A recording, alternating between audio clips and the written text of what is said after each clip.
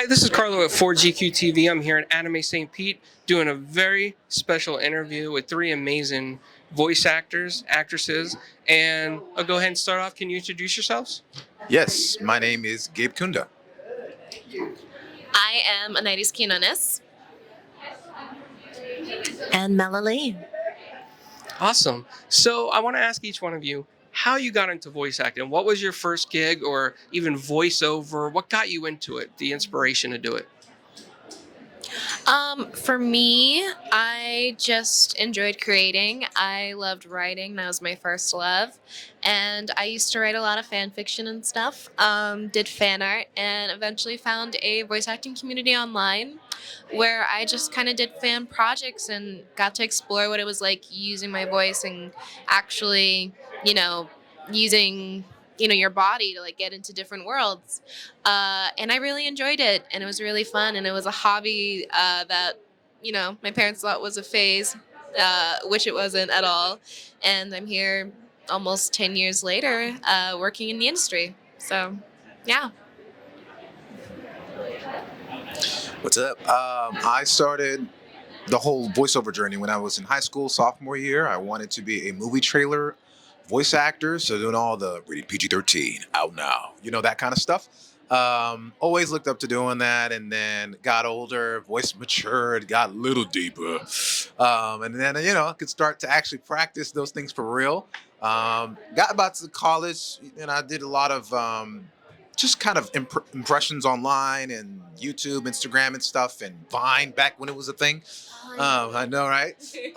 And then eventually I was told, hey, man, if you want to do this for real, you should make a voiceover demo.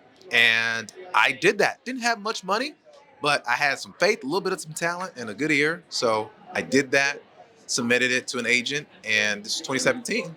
And a couple days later, they were like, hey, you sound okay to us. We'll bring you on. And so I've been doing it full time ever since. I was going to go to law school. I was just taking some extra jobs so that I could pay off my student loans. And then I didn't go to law school. So I took a class, I got discovered, and I loved doing anime and audiobooks and commercials. But I still felt like it was just a cool side job.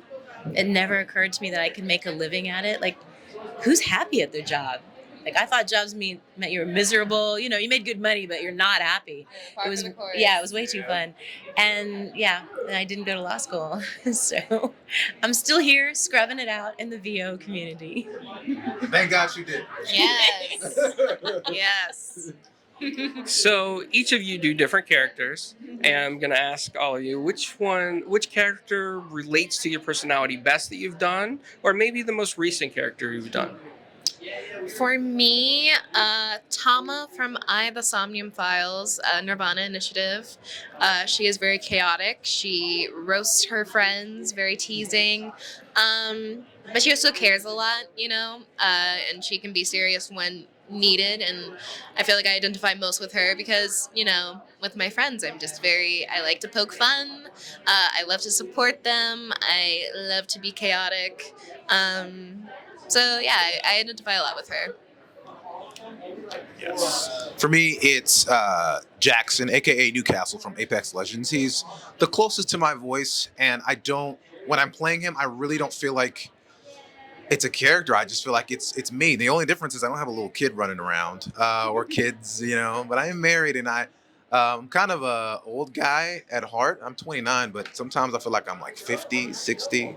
And so, it kind of shows even with Jackson, like he'll make some 90s jokes and stuff like that. And I love that. And he also, his background as well, he lost his parents, lost his mother.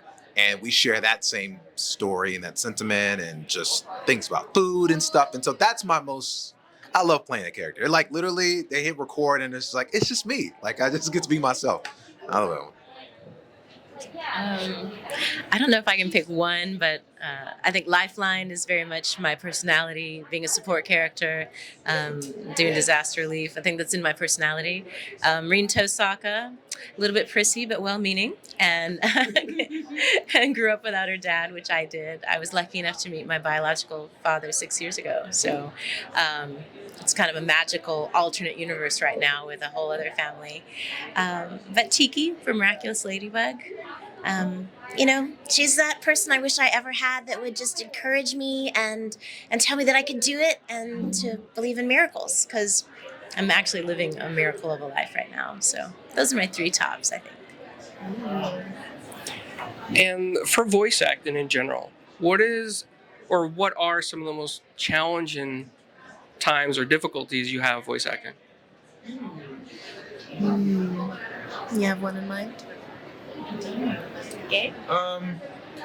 Maybe I'll speak to more of the vocal side of things. You know, when you're doing video games specifically, sometimes in animation too, but mostly in video games, it can be really tiring on your voice depending on what you're doing. Like when we're doing efforts and deaths and all that stuff, sometimes they'll reserve that for the last day of the week. I don't know about you guys, or the end of the day or something like that, just so to preserve and give you the weekend to rest up your voice. A lot of us have sometimes bled back in the day when they did the death screams and all that stuff, because it used to be horrible. They just make you go on and on and on, but it's gotten better.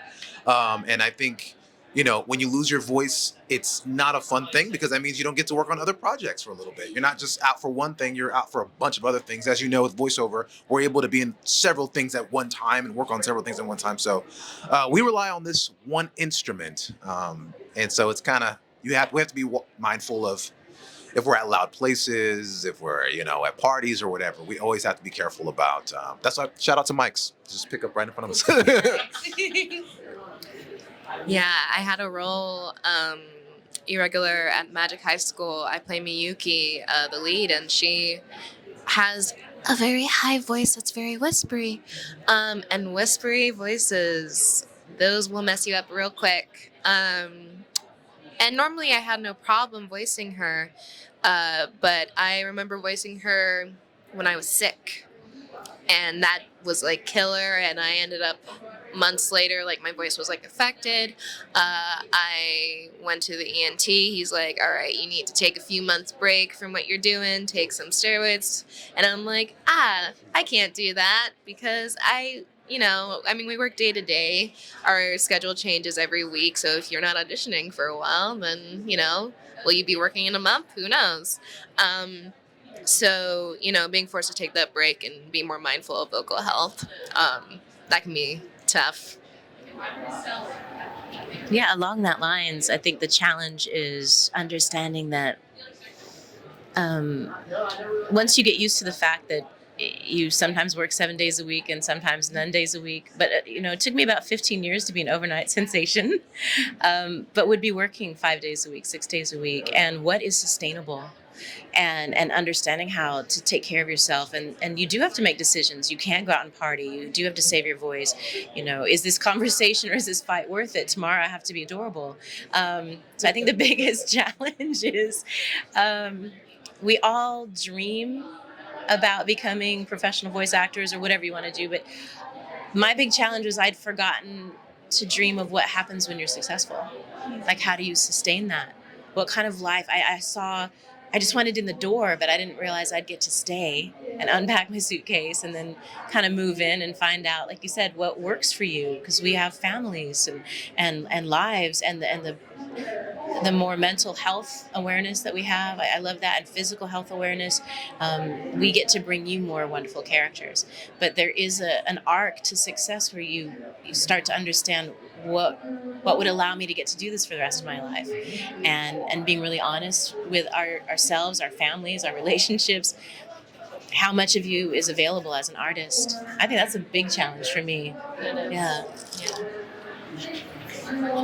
And I have two questions left for you guys. Mm-hmm. One question is, I know that over the past few years, home studios have become more and more popular for voice actors.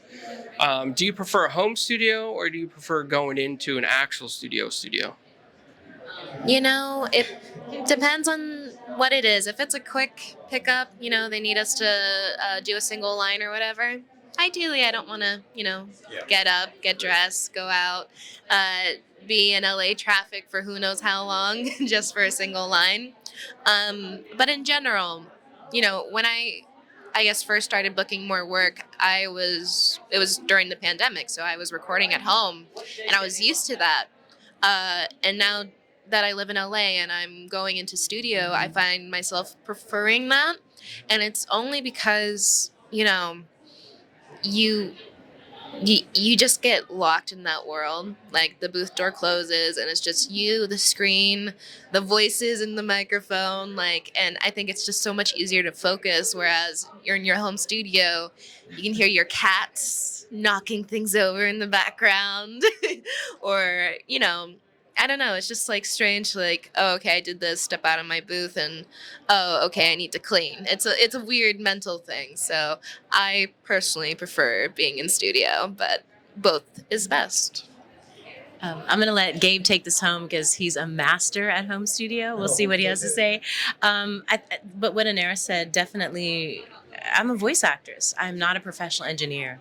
And during the pandemic, we had to learn how to accommodate. But voice acting is very much a director's medium.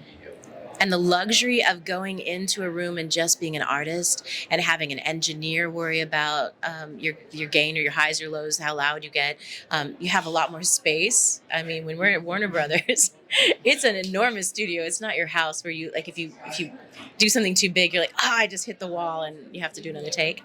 There is a luxury to just being an artist. That being said, the number one question people would ask me at conventions was, do I have to be in New York, LA, Vancouver, London to succeed? And I knew at the time, in maybe 2017, 2018, when these questions were being asked, they had the technology to do remote casting and remote recordings, but they didn't really have the need.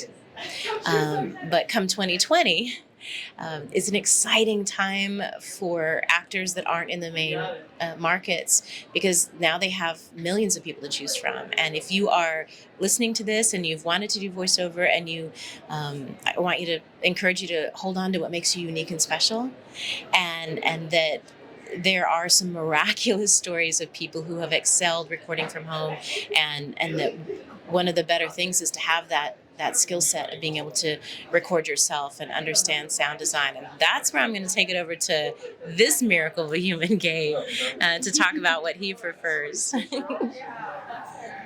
Yeah, so I am home studio, it's kind of like I live in Dallas, so I'm not in LA with the ladies, and unfortunately I wouldn't be able to make that happen all the time. So I've got a whole studio set up that I enjoy walking into, getting to make the magic, and still be connected, because we're over internet, we're over IPDTL or Source Connect or whatever, so it kind of still feels like we're in the same room together. But I will say, when it comes to like animation and video games specifically, there is something special about going in, locking the door, and that kind of being your space, and all you get to do is just act. You're not worrying about, my gain is too low? Oh my God, did something stop? Did AT&T say, well, today we're gonna cut your internet off? Like, what?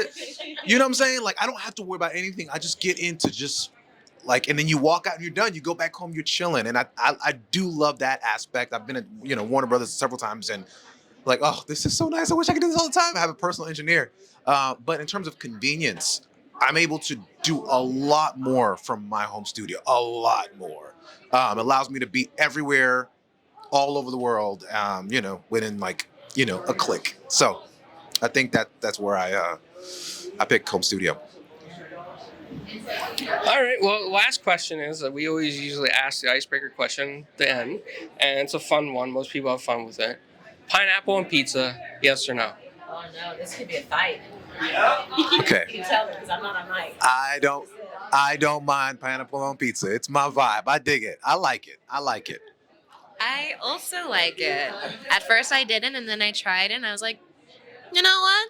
It's not bad. I like my fromage et fruits. I think cheese and fruit go together. I think it's a stretch on pizza, but I'm not going to be mad at people that are going to marry dairy and fruit together. Not too much of an outlier, all right.